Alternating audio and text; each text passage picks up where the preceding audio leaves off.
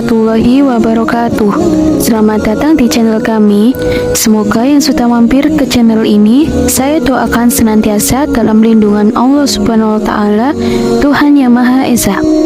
Seperti biasa, sebelum lanjut, mari dukung channel ini dengan menekan tombol subscribe terlebih dahulu, dan jangan lupa tekan tombol like serta isi komen dengan doa terbaik sesuai dengan hajat sahabat semua, agar kita bisa aminkan bersama-sama. Semoga menjadi wasilah terkabulnya doa dan hajat sahabat semua.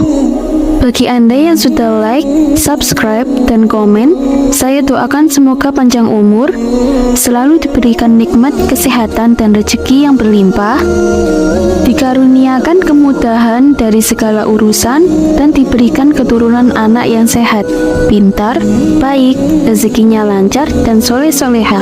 Amin, Allahumma amin. Bisa Fir'aun menggauli iblis yang menyamar sebagai Asiyah. Asiyah binti Muzahim adalah seorang wanita mulia yang namanya pernah diceritakan Rasulullah Shallallahu Alaihi Wasallam.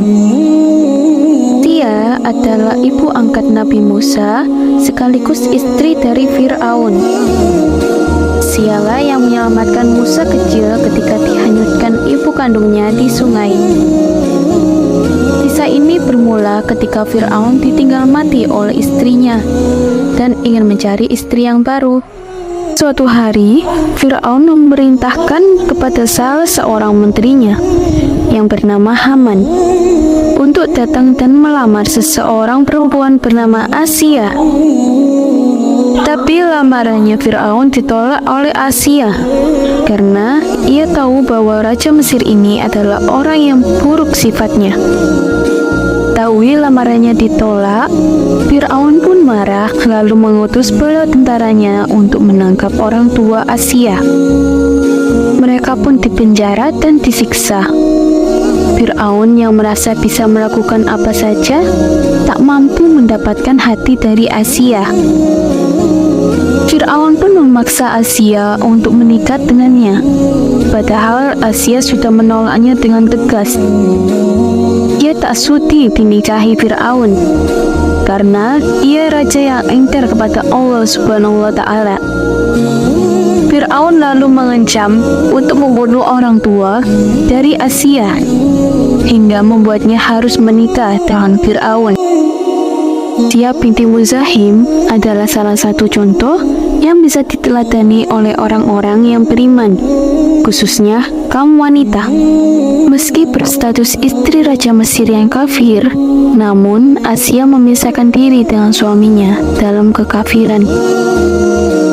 Dalam sebuah kisah disebutkan ketika malam pertama saat Fir'aun ingin menggauli istrinya, saat itu datanglah sosok iblis perempuan yang menjelma sebagai wujud Asiyah. Tiap kali Fir'aun menggauli istrinya, itu bukanlah sosok Asiyah karena kemuliaannya sudah dijaga oleh Allah agar kesuciannya tidak disentuh oleh penguasa yang zalim. Dia secara diam-diam beriman kepada syariat Nabi Musa alaihissalam.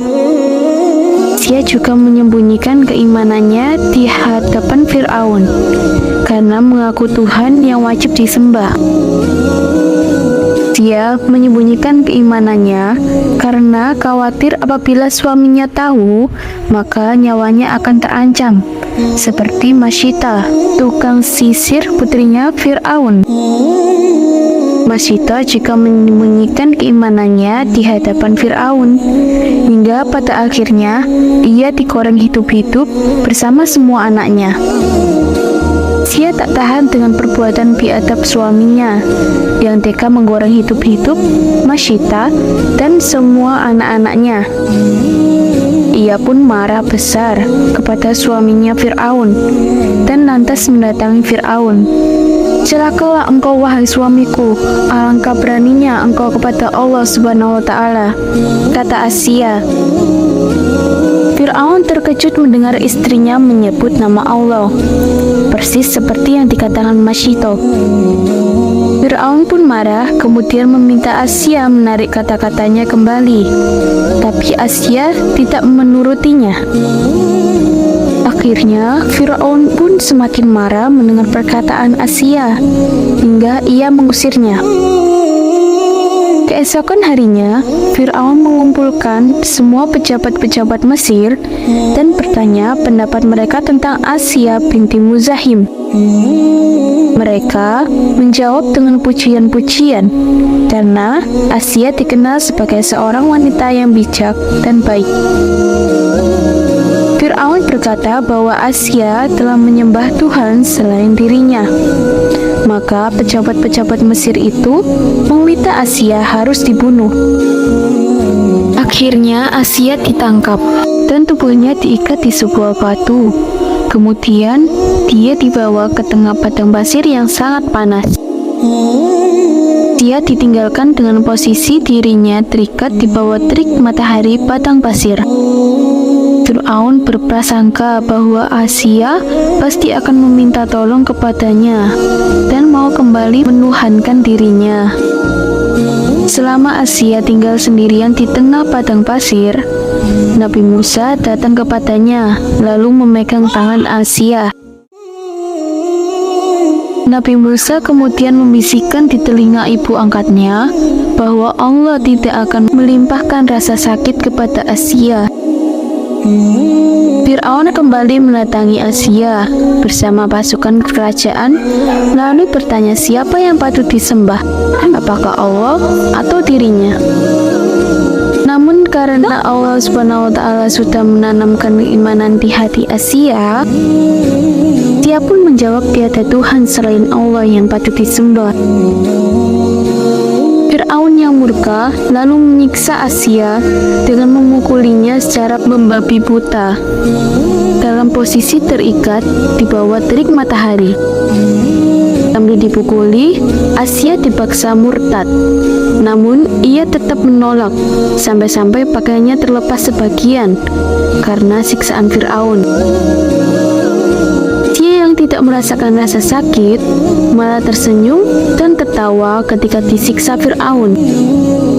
Firaun yang sangat marah karena Asia tetap tidak mengikuti perintahnya, akhirnya memutuskan membunuh Asia binti Muzahim. Dia yang mengetahui ajalnya sudah dekat, lalu mengangkat wajahnya ke langit dan berdoa kepada Allah Subhanahu wa Ta'ala. Dia meminta untuk dibangunkan sebuah istana di surga untuknya. Allah Subhanahu wa Ta'ala pun langsung mengabulkan doanya.